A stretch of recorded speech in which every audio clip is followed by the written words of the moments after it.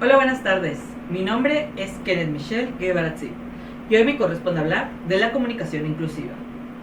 La comunicación es una palabra que se encuentra íntimamente relacionada con los términos habla, lenguaje y lengua, pues estos permiten que los seres humanos se expresen y compartan todo tipo de información, ideas, sentimientos, conocimientos, valores y creencias entre sí, establezcan relaciones, lleguen a acuerdos y sean capaces de organizarse. Y así como sirve para comunicar realidades, también puede ser utilizada para reforzar actitudes de discriminación que con el paso del tiempo se vuelven costumbres sociales normalizadas y que pueden afectar a ciertos grupos considerados como vulnerables. Ante esta problemática aparece la comunicación incluyente, que busca evitar el sesgo hacia un sexo, género o colectivo social en particular, e incorporar a grupos de personas que no necesariamente se identifican en el espectro binario masculino-femenino, como lo son las personas transexuales, transgénero, intersexuales, travestis y sujetos que se autoperciben con un género no binario. Y de eso se trata mi discurso. Mi objetivo es exponer por qué este tema es de gran necesidad social y no solo un gusto como muchas veces se plantea en las redes sociales, en los medios de comunicación e incluso dentro de nuestro círculo social más cercano. En la gramática española es muy común la práctica, consciente o no, de la visión androcentrista, es decir, de otorgarle al varón y a su punto de vista una posición central en la sociedad, en el mundo, la cultura y la historia.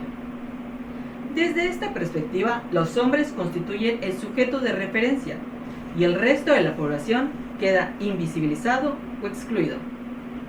Este enfoque separa a mujeres, hombres y otros grupos sociales, mientras refuerza estereotipos de unas y otros según los roles de género que deban cumplir en las diversas esferas de la vida pública y privada. Es importante tener en cuenta que el lenguaje en sí mismo no es discriminatorio. La discriminación se manifiesta en el uso que se haga del mismo. Es así que un uso segregacionista de la lengua reproduce las condiciones de desigualdad entre las personas. Este último no solo refleja la realidad de una época, sino que también sirve para construir un futuro cercano. Pero sobre todo, apunta, cimienta y reconstruye estructuras mentales y de pensamiento. El lenguaje incluyente surge como un primer paso, simbólico tal vez, pero de gran relevancia para la lucha por los derechos de las mujeres y los grupos de la población minoristas tradicional e históricamente excluidos, el derecho a ser visibles. Nombrar a toda persona que no pertenezca al masculino genérico no es un acto ocioso, ni una cuestión de corrección política, porque la corrección política se queda en la forma, y la perspectiva de género quiere ir a lo sustantivo, que es reconocer la dignidad e igualdad de las personas. Utilizar la comunicación incluyente y no sexista no va a eliminar inmediatamente la desigualdad entre mujeres y hombres. No acabará con la discriminación o la exclusión, pero es una herramienta precursora que abre, guía y forma el camino para generar personas con mejor asertividad, empatía y solidaridad hacia sus semejantes. A este punto es necesario hacerse la pregunta: ¿existe la violencia en algo tan común y sencillo como el lenguaje? Y de ser así, ¿sería tan necesario emplear la comunicación incluyente para erradicarlo? La respuesta a ambas preguntas es sí. Efectivamente, la comunicación utilizada de forma propia resulta muy útil para transmitir ideas, pensamientos, sentimientos, expresiones, compartir información, entre otras actividades básicas del ser humano. Pero distorsionando su propósito, podemos caer en la violencia verbal y simbólica.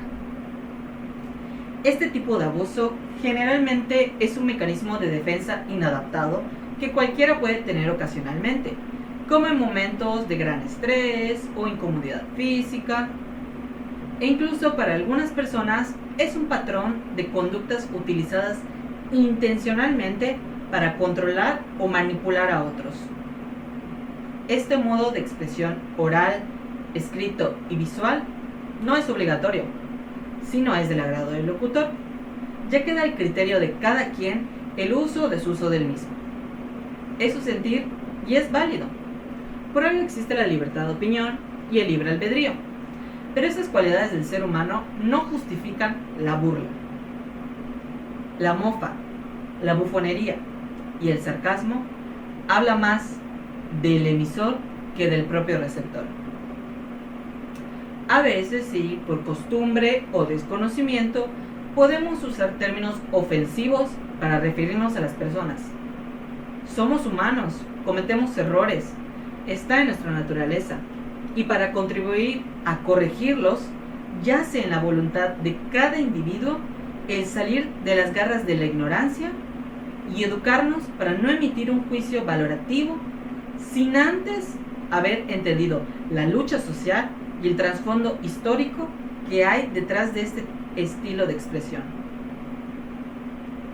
Con todo lo dicho anteriormente, te invito a sacar tus propias conclusiones con 3 sencillas preguntas.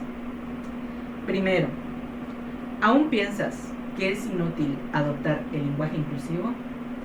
Segundo, ¿notaste que lo estuve poniendo en práctica durante todo este discurso? Y tercero, ¿qué excusa vas a poner para una medida que no daña a nadie? Y he ahí el meollo del discurso, que de verdad haya personas que se opongan a una serie de medidas que no perjudican. La única justificación que encuentro es que pueden tener miedo a la pérdida de privilegios, porque sí, los hombres tienen preferencia por ser hombres. Lamentablemente la vida es así.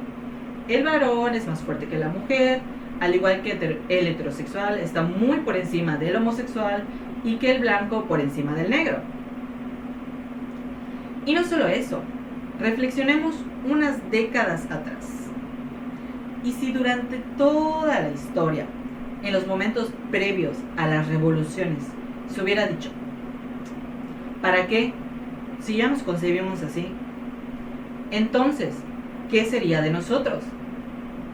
Probablemente seguiríamos bajo el dominio de los españoles, que el México como lo conocemos no sería lo que es hoy por hoy. Damas y caballeros, la serpiente que no puede cambiar su piel tiene que morir. Del mismo modo, las mentes que no cambian de opinión cesan de ser mentes. Un pensamiento para guardar. Muchas gracias.